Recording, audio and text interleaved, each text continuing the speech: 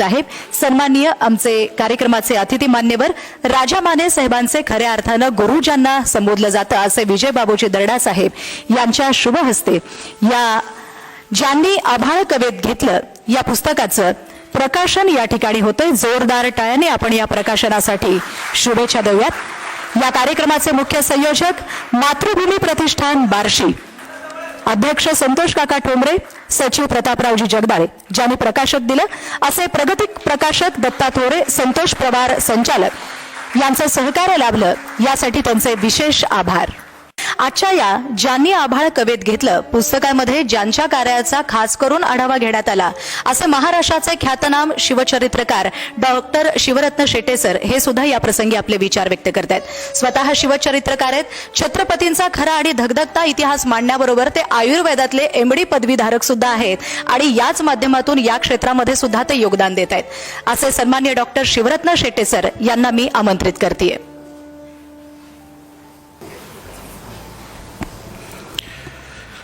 ज्यांनी आभाळ कवेत घेतलं या पुस्तकाचे लेखक माननीय राजा माने साहेब, ज्यांच्या उपस्थितीमध्ये हा कार्यक्रम होतोय, महाराष्ट्राचे महामहिम राज्यपाल सन्माननीय कोश्यारी साहेब, माजी राज्यपाल सन्माननीय डॉक्टर DY पाटील साहेब, दर्डा साहेब, भारतीय जनता पक्षाचे प्रदेशाध्यक्ष माननीय चंद्रकांत दादा।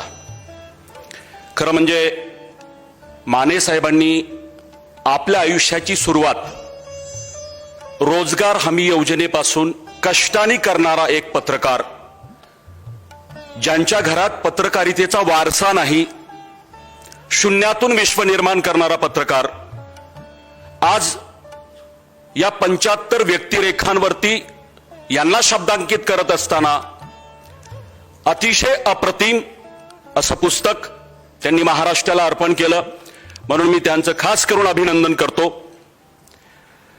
काही मिनिटांमध्ये, अगदी 4च मिनिट, पण छत्रपती शिवाजी महाराज हा विषय जो आहे महाराष्ट्राला सांगण्याचा, म्हणजे माझ्या जन्माचं ते खऱ्या अर्थानं सार्थक आहे।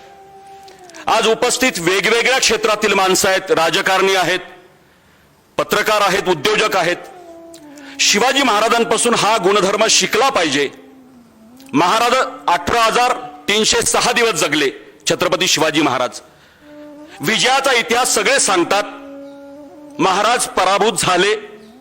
महाराजांच्या आयुष्यातला सगळ्यात दुर्दैवी प्रसंग कोणता असं कोणी विचारलं तर तो दिनांक होता 13 जून 1665।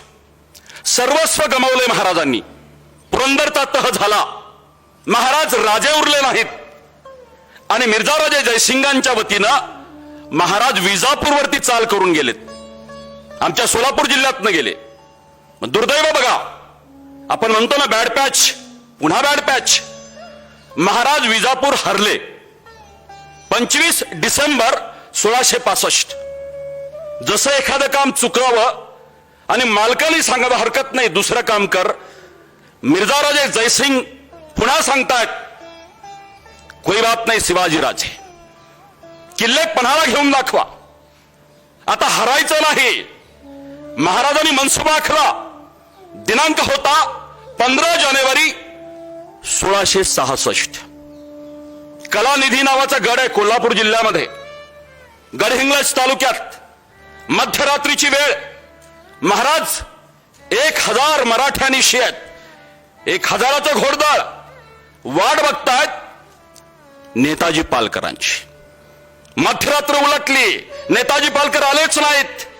2 प्रहर वाट बघितली आणि महाराज पन्हागडाकडे निघाले। हर हर महादेव म्हणून यलगार केला, परंतु 1000 मराठे कापल्या गेले। महाराजांना तिथूनही परत यावं लागलं। 2 पराभव।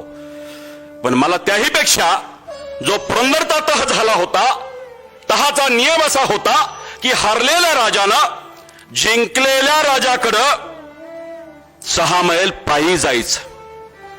विचार करा, निशस्त्र जायचं, दुतर्फा नागरिकांची गर्दी असेल, आपला राजा कोणेके काळी घोड्यावरती मिरवला असेल पालखीत बसला असेल, पण आज तो राजा घोड्यावरती नव्हता, पालखीत नव्हता, निशस्त्र दुतर्फा नागरिकांची गर्दी झाली. माय भगिनी धाय मोकलून रडतायत. एवढं विलक्षण राजावरती प्रेम महाराजांच्या मनातही काहूर निर्माण झालं असेल. पण आत्महत्येचा विचार मनाला स्पर्श झाला नाही. राजा कफल्लक झाला. 23 किल्ले द्यावे लागले. 4 लाख होण मुलूक उत्पन्न द्यावा लागला. स्वतःचा 9 वर्ष वयाचा मुलगा मोगलांकडे तारण ठेवावा लागला. पण अशा बाका प्रसंगात सुद्धा महाराजांच्या मनात नैराश्याची गर्ता नव्हती. याही प्रसंगामध्ये एकच विचार होता, आज मी गमावलं, पुन्हा Kamil, I will conquer it. मला असं वाटतं की हा सकारात्मक विचार आपण या प्रसंगी घ्यावा. जय हिंद, जय महाराष्ट्र.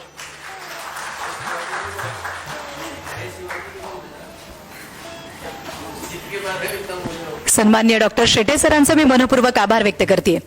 आणि यानंतर आजच्या कार्यक्रमाचे प्रमुख उद्घाटक या राज्याचे महामहिम राज्यपाल आदरणीय भगतसिंहजी कोश्यारी साहेब यांना विनंती करते त्यांनी संबोधित करावं आणि मार्गदर्शित करावं. सन्माननीय महामहिम राज्यपाल भगतसिंहजी कोश्यारी साहेब.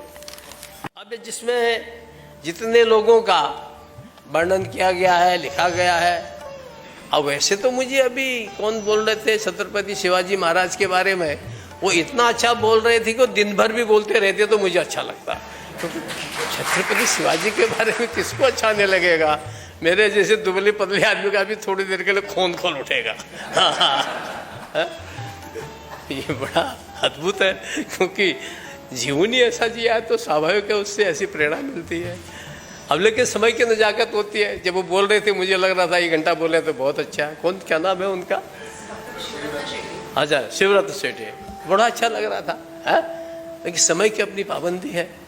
तो लेकिन ये जो नए लोगों के बारे में जो आपने